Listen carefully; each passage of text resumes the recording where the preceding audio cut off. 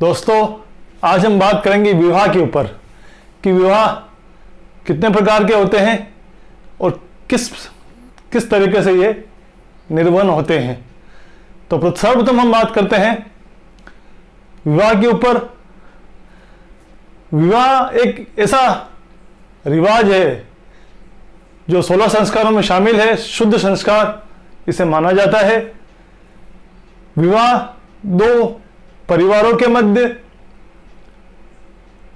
स्त्री और पुरुष के मध्य शुद्ध प्रवृत्ति से, विश्वास के साथ, एक संकल्प के साथ, समर्पण के साथ एक ऐसे रिश्तों में बंध जाना विवाह कहलाता है।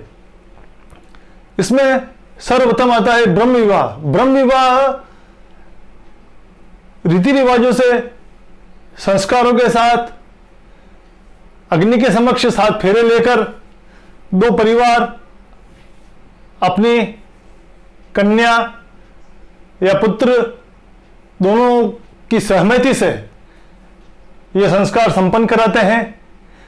इसमें एक दूसरे के प्रति विश्वास होता है, संकल्प होता है, वादे निभाए जाते हैं और जीवन भर ये साथ निभाया जाता है। सबसे उत्तम श्रेणी का ये विवाह माना जाता है। फिर हम बात करें दूसरे विवाह की ओर। दूसरा विवाह है देव विवाह। देव विवाह किसी सेवा या धार्मिक उद्देश्य की पूर्ति के लिए कन्या की सहमति लेकर उसका किसी प्रतिष्ठित के साथ विवाह कराया जाता है। किसी धार्मिक उद्देश्य की पूर्ति के लिए उसका विवाह कराया जाता है, वो देव विवाह की श्रेणी में आता है। यह मध्यम प्रकार का विवाह माना गया है। तीसरा विवाह आर्ष विवाह। आर्ष विवाह में कन्या का मूल्य लेकर कन्या की रजामंदी से किसी प्रतिष्ठित या धनवान व्यक्ति के साथ जो विवाह किया जाता है उसे आर्ष विवाह कहा जाता है। चौथा प्रकार का जो विवाह है वो है प्रजापति विवाह। प्रजापति विवाह में कन्या की सहमति नहीं होती है और माता पिता उसे किसी धनवान के हाथों या प्रतिष्ठित दबंग व्यक्ति के साथ उसका विवाह करा देते हैं, उसे प्रजापति विवाह कहा जाता है। फिर पांचवा विवाह है गंधर्व विवाह। आजकल यह विवाह अत्यधिक प्रचलित हो चुका है। इसे प्रेम विवाह भी कहा जाता है या फिर आजकल जो एक प्रथा चल रही है लिव इन रिलेशनशिप की, वह भी इसी श्रेणी में आता है। स्त्री और पुरुष आपसी सहमति से परिवार की रजामंदी के बिना कहीं और जाकर विवाह कर लेते हैं, एकांत में जाकर विवाह कर लेते हैं, समाज के खिलाफ जाकर विवाह कर लेते हैं, या फिर आजकल जैसे सामान्य रूप से अलग रहने लग जाते हैं, दोनों की सहमति से एक साथ रहने लग जाते हैं। इसमें हिंदू रीति रिवाज की सहमति हो या उसे निभाया जाए जरूरी नहीं है, केवल पति पत्नी या वर वधू का सहमति होती है इसमें।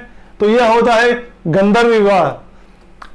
अब अगले क्रम की ओर हम बढ़े तो वो होता है असुर विवाह। असुर विवाह में माता पिता किसी अपनी कन्या का किसी ऐसी व्यक्ति के साथ जबरन विवाह करा देते हैं। उसमें कन्या की सहमति नहीं होती है और केवल अपनी इच्छा पूर्ति के लिए माता पिता उस कन्या को बेच देते हैं, तो वो होता है असुर विवाह। उसके बाद आता है राक्षस विवाह। राक्षस विवाह में के अंदर जबरन उठाकर अपहरण कर कन्या को ले जाकर उसके साथ बलात् विवाह किया जाता है, बलात् संबंध बनाए जाते हैं, उसे राक्षस विवाह की श्रेणी में लिया गया है। यह निकृष्ट श्रेणी का विवाह होता है।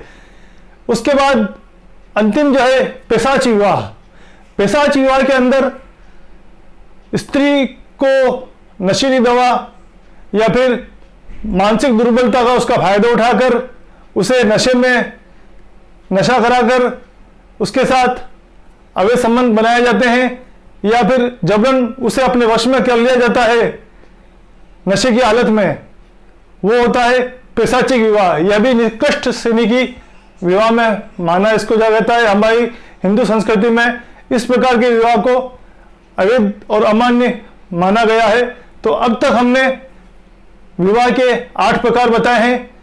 एक बार हम वापस इसको दोहरा दूं। सर्वप्रथम ब्रह्म विवाह, दूसरा देव विवाह, तीसरा आर्षि विवाह, फिर चौथा प्रजापति विवाह, प्रजापति विवाह के बाद में गंधर्व विवाह, गंधर्व विवाह के बाद में असुर विवाह, राक्षस विवाह और पिशाच विवाह। ये 8 प्रकार के विवाह हमारे हिंदू सभ्यता में माने गए हैं। इसमें से शुरू के जो 4 विवाह हैं उसे प्रथम ब्रह्म विवाह को तो उत्तम श्रेणी का विवाह माना गया है। उसके बाद में देव विवाह, आर्ष विवाह, प्रजापति विवाह ये मध्यम श्रेणी के विवाह माने गए हैं। गंधर्व विवाह को भी मध्यम श्रेणी में माना गया है। लेकिन उसके बाद जो असुर विवाह, राक्षस विवाह और पिशाच विवाह ये निकृष्ट श्रेणी के अवैध विवाह माने गए हैं।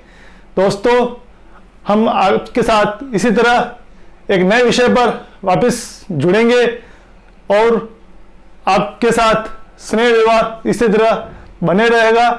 जय श्री कृष्ण।